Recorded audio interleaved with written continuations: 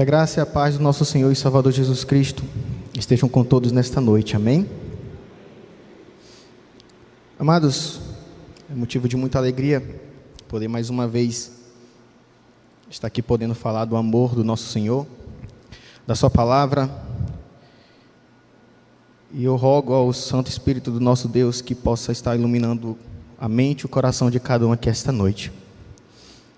Convido a amada igreja que abra suas Bíblias no Evangelho de Cristo segundo João, capítulo 6.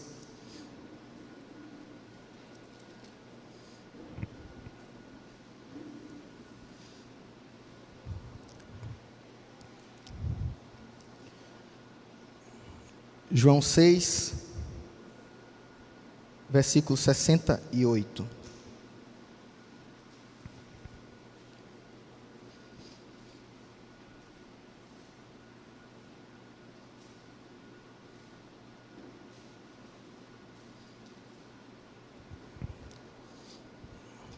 João 6, versículo 68.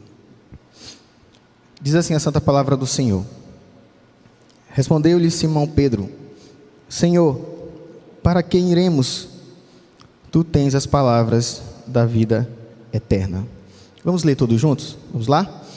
Respondeu-lhe Simão Pedro: Senhor, para quem iremos? Tu tens as palavras da vida eterna. Seu Deus e Pai, louvado e exaltado seja sempre o Senhor. Neste momento, Pai, eu te peço, Senhor, que o Senhor me use para transmitir a Tua palavra a Teus filhos. Quero te agradecer por este privilégio e que eu diminua, Pai, e que o Senhor cresça. Em nome de Jesus, amém. Meus amados, a vida de Cristo, a vida ministerial de Cristo aqui na terra, ela foi marcada por grandes feitos, por grandes obras que Ele fez. E pessoas seguiam a Cristo. A cada momento que Cristo Ele fazia maravilhas, muitas pessoas o seguiam.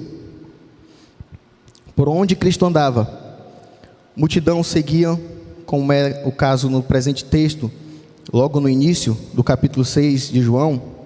Ele vai iniciar relatando justamente um acontecimento bastante conhecido de todos nós, que é o milagre da multiplicação de pães e peixes. Esse milagre realizado pelo nosso Senhor fez com que muitas pessoas o procurassem. Mas muitos dessa multidão que o seguia, não seguiam o Senhor Jesus pelo que Ele é, mas sim pelo que Ele fez e pelo que Ele faz. Nos versículos 22 a 26, vai relatar que logo após o milagre da multiplicação dos pães e do peixe, Jesus ele anda sobre as águas, e esta multidão procurava Jesus, tentando encontrar. Mas vai dizer, nesses versículos, que o Senhor Jesus ele confronta essas pessoas, porque eles estavam procurando o Senhor Jesus, não pelo que Ele é, mas pelo milagre que Ele fez, da multiplicação de pães e peixes. Eles buscavam se fartar novamente, eles buscavam se alimentar novamente. E a busca dessas pessoas pelo Senhor Jesus, ela nada mais se baseava justamente pelo que Ele fazia, e não pelo que Ele era. E eu pergunto a você nessa noite: quem é você em relação ao nosso Senhor? Você tem buscado o Senhor Jesus, a face do nosso Deus, pelo que Ele é, ou pelo que Ele tem feito na sua vida? A sua busca pelo Senhor, ela está baseada em interesse ou por gratidão?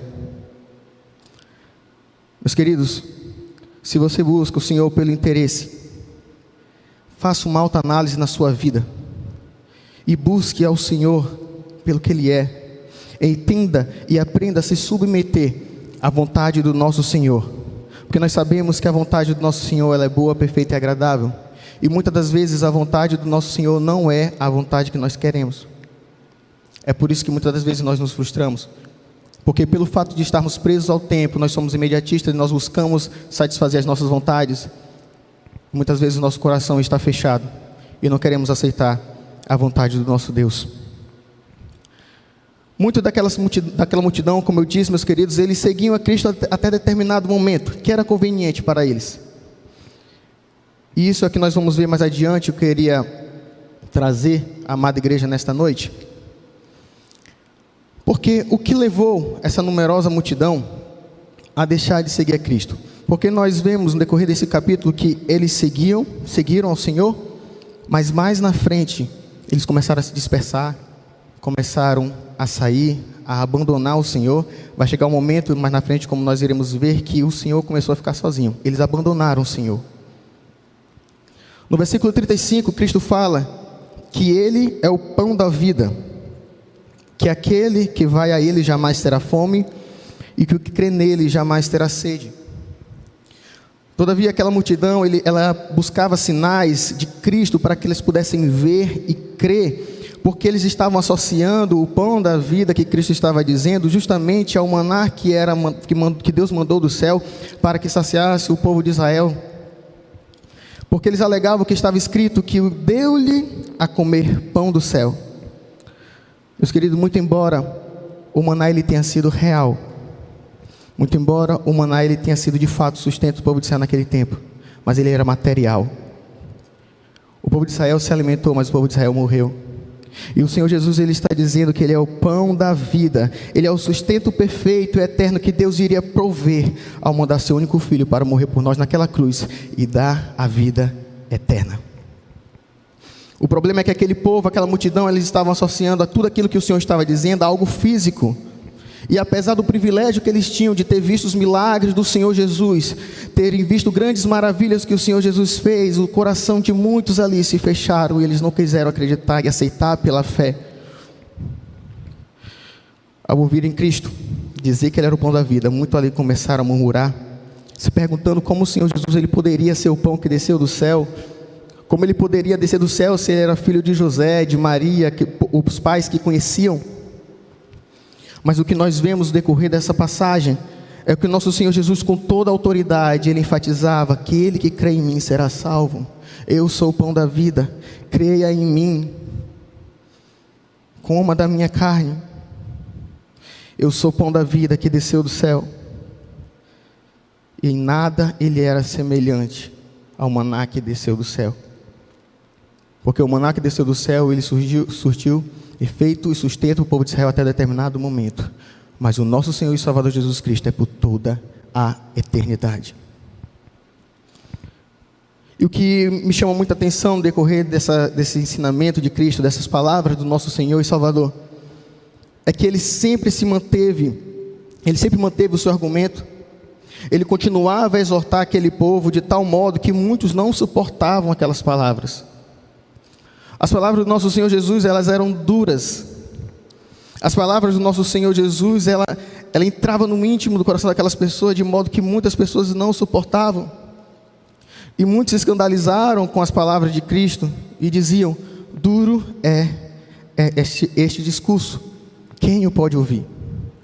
Meus queridos, infelizmente nós vivemos em uma geração em que nós não podemos falar nada demais, que as pessoas já estão se doendo.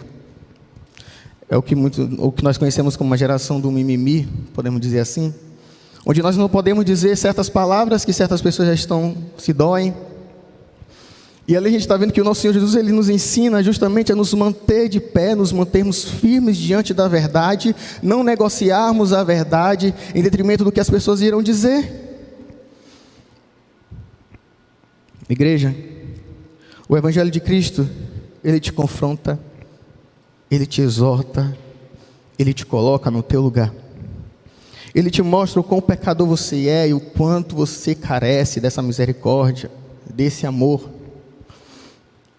Dessa forma, meus queridos, muitos não vão aceitar esse Evangelho, muitos não aceitaram esse Evangelho. Nem todos estão dispostos a se submeter a este Evangelho, nem todos estão dispostos a aceitar este Evangelho, nem todos estão dispostos a abrir mão do seu próprio eu pelo Evangelho. Nem todos aguentarão as duras palavras que Ele traz para a vida de cada um. A gente vai ver, meus queridos, que as pessoas hoje, elas estão buscando justamente palavras, justamente ensinos que lhe afaguem o ego, Ensinos e palavras que não toquem no seu pecado. Ensinos e palavras que façam com que você não se sinta um pecador miserável. E a gente, no decorrer dessa mensagem, deste capítulo, nós veremos, meus queridos, que muitos se retiraram. Após ouvir essas duas palavras de Cristo, muitos se retiraram. E após isso, a Sagrada Escritura nos diz que muitos de seus discípulos o abandonaram. No versículo 66 vai dizer: à vista disso, muitos dos seus discípulos o abandonaram e já não andavam com ele. A realidade, igreja, é que muitos de nós só queremos seguir a Cristo até determinado ponto. Nós só queremos seguir a Cristo até determinado ponto em que Ele não interfira na nossa vida. Ele fala assim: não, Senhor, daqui para cá eu vou sozinho, o Senhor fica daqui para lá e eu sigo minha vida, fica só até bem aí. Nós não queremos entender e aceitar que Cristo, Ele é suficiente em nossas vidas e que aderir ao Evangelho em nossas vidas nos faz renunciar às nossas vontades e nos recorrer ao nosso Pai. Nós queremos andar pelas nossas próprias pernas. Nós queremos dizer que nós, com nossas próprias forças, nós alcançaremos a salvação ou nós alcançaremos determinado objetivo e esquecemos de colocar Deus, Cristo, à frente dos nossos planos. Nós não somos capazes de reconhecer o quão miseráveis nós somos. Nós não somos capazes de reconhecer o quão limitado nós somos. Meus queridos, isso não é vergonhoso, isso é maravilhoso você saber e entender que você depende de Deus. Você entender que você carece dessa doce e maravilhosa graça, dessa misericórdia. Infelizmente, o que nós vemos hoje são igrejas que não querem exortar o irmão, por medo de o irmão sair da igreja, por medo de que essas palavras possam ferir o coração do seu irmão. E muitas das vezes essas palavras são palavras que nós devemos dizer. Nós devemos ser duros, com amor. Não porque você sabe falar ou só porque você sabe das Escrituras, mas saber das Escrituras não é suficiente se você não a aplica com amor. Aprenda a viver sabendo da verdade e aplicando essa verdade com amor. E você ser duro nas palavras por defender o Evangelho não quer dizer que você seja ignorante, quer dizer que você ama o seu Senhor e você zela pela pregação do verdadeiro Evangelho. E quando essas pessoas, elas buscam agradar certas pessoas porque por medo de elas saírem da igreja ou por medo de afetar o ego, a pergunta que eu faço é a seguinte: quem você está buscando agradar? Atos 5:29, importa que eu obedeça a Deus e não a homens. Voltando para o texto, meus queridos, como nós lemos, muitos abandonaram o Senhor Jesus e ele não andava mais com ele. Eu quero perguntar para você essa noite: você está disposto a ficar só, se preciso for, ficar só, por defender o Evangelho? Assim como muitos abandonaram o Senhor Jesus e ele se manteve nas suas palavras, você está disposto a andar, se preciso for, ficar sozinho, por amor ao Evangelho? Você está disposto a sofrer pelo Evangelho? Ou para não sofrer tudo isso que eu acabei de dizer, você está disposto a negociar o Evangelho só para ser aceito em um ambiente que certamente você seria excluído por defender o Evangelho? Porque, igreja, aqui nós não estamos vendo o Senhor Jesus, Ele pedindo desculpa porque Ele usou duras palavras. Nós não estamos dizendo, nós não vimos o Senhor Jesus dizendo assim: ei, voltem aqui, me perdoem pelas duras palavras que eu usei contra vocês. Não, nós não estamos vendo isso. Nós estamos vendo o nosso Senhor e Salvador Jesus Cristo, Ele se mantendo firme naquilo que Ele pregava e naquilo que Ele falava. E as pessoas o abandonaram porque não aceitaram o verdadeiro Evangelho, não deixaram a palavra entrar no seu coração. Mas o que é mais interessante, meus queridos, é que Ele se volta para os 12. Logo após aquela multidão abandonar o Senhor Jesus, Ele volta para aqueles 12, os 12 que andavam com Ele verdadeiramente, que conheciam o Senhor verdadeiramente, que comeu com o Senhor, que andou, que conheceu as maravilhas que o Senhor Jesus fez. E Ele pergunta: e vocês também não vão fugir? E vocês também não vão fugir como eles estão fazendo? E o que nós vemos é Pedro, cheio da graça e do conhecimento do Senhor, dizendo: Senhor, para onde nós iremos?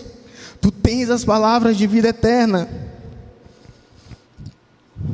Meus queridos, mesmo o Evangelho ele sendo duro, mesmo ele nos colocando no chão, nos deixando no pó, é Ele quem nos salva. O verdadeiro Evangelho ele nos quebranta. Ele nos faz reconhecer quem nós somos, mas Ele nos salva. Mas eu quero dizer para você que viver verdadeiramente este Evangelho é um preço a ser pago por você.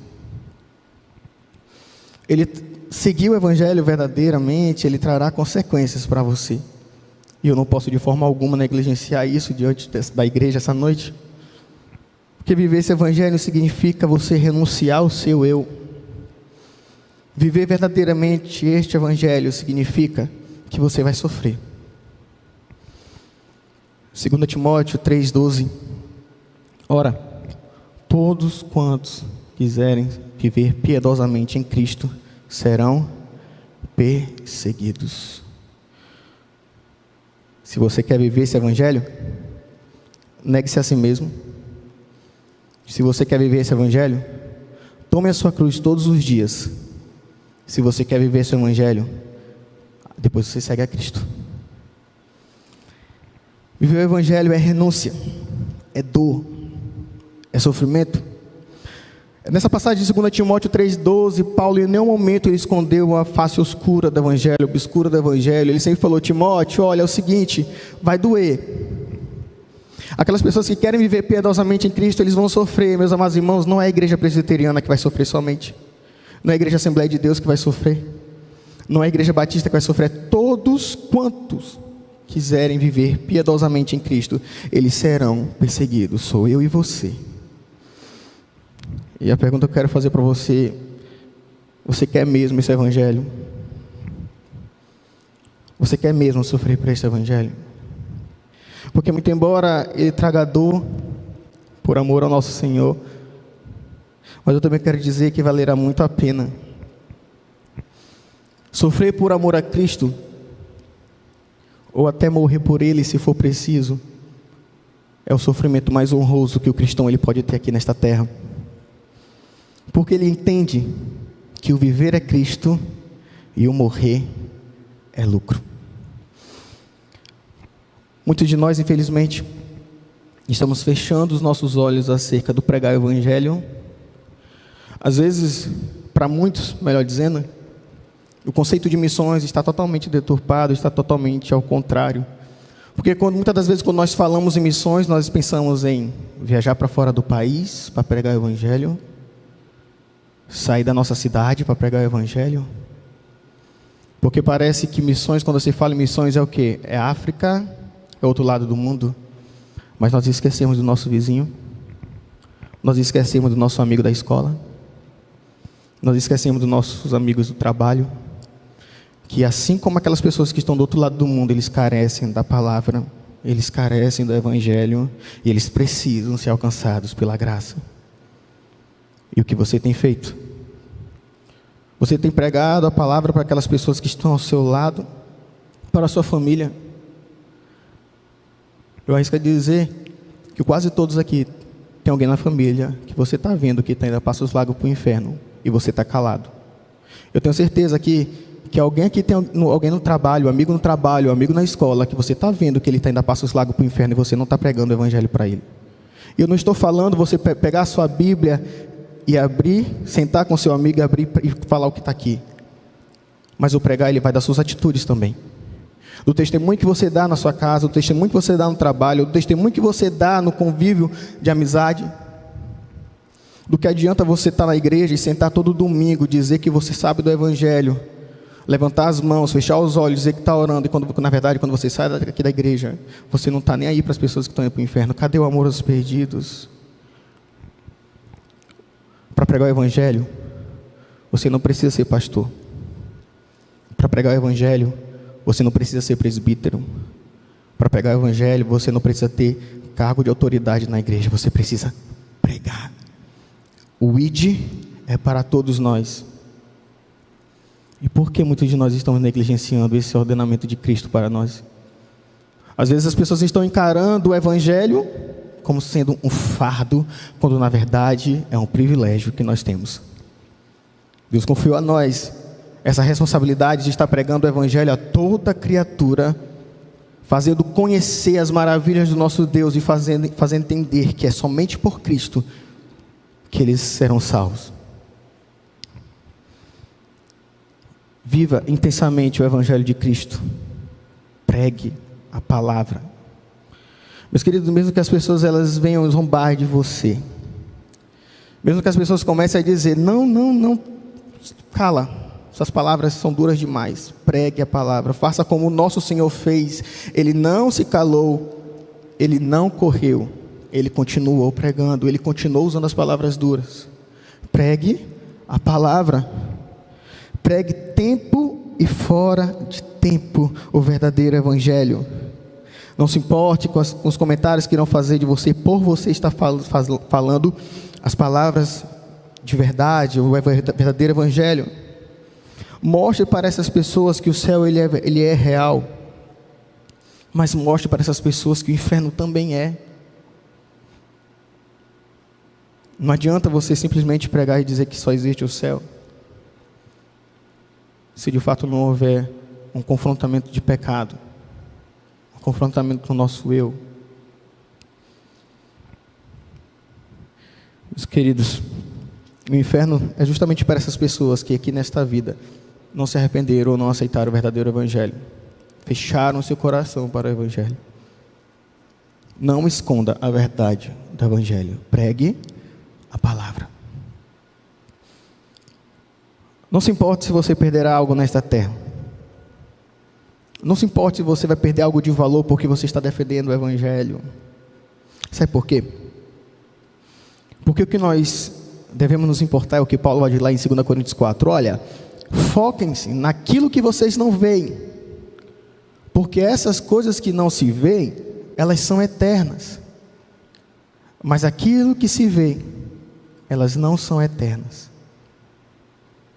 E às vezes nós estamos vendo pessoas da igreja se focando naquilo que você tem, e você está esquecendo que o nosso lar não é aqui. E eu queria fazer uma pergunta para a amada igreja nessa noite.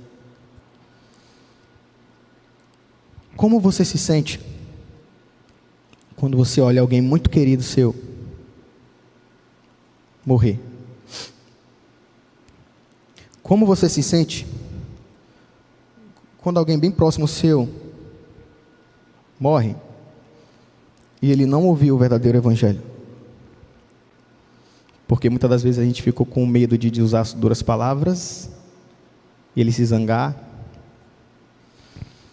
Como você se sente quando você sai aqui da igreja e vê tantas pessoas perdidas no mundo, carecendo do verdadeiro Evangelho? Se isso não mexe com vocês, se pregar o Evangelho não mexe com vocês, eu rogo ao nosso Deus que Ele converta os nossos corações e que a gente possa olhar os perdidos com amor, com piedade, sem julgamento, mostrando o verdadeiro Evangelho, sem negociar o verdadeiro Evangelho, para que haja o quebrantamento, para que haja o verdadeiro arrependimento e que ele seja alcançado pela graça. Eu concluo. Eu tinha dito que para mim que eu não ia demorar, estou concluindo. Eu oro para que nosso Deus ele nos dê a oportunidade de pregar o Evangelho todos os dias. Eu quero que você entenda que onde Deus te colocar, se você saiu de um trabalho, ou se você for para outro trabalho, se por alguma coisa você for parar em outro lugar, eu quero que você entenda, que você coloque na sua mente que missão é onde você está.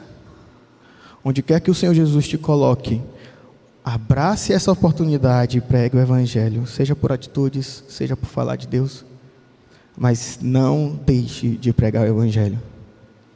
As pessoas precisam do Evangelho. O amor de muitos se esfriaria. Se você está frio, volte ao primeiro amor.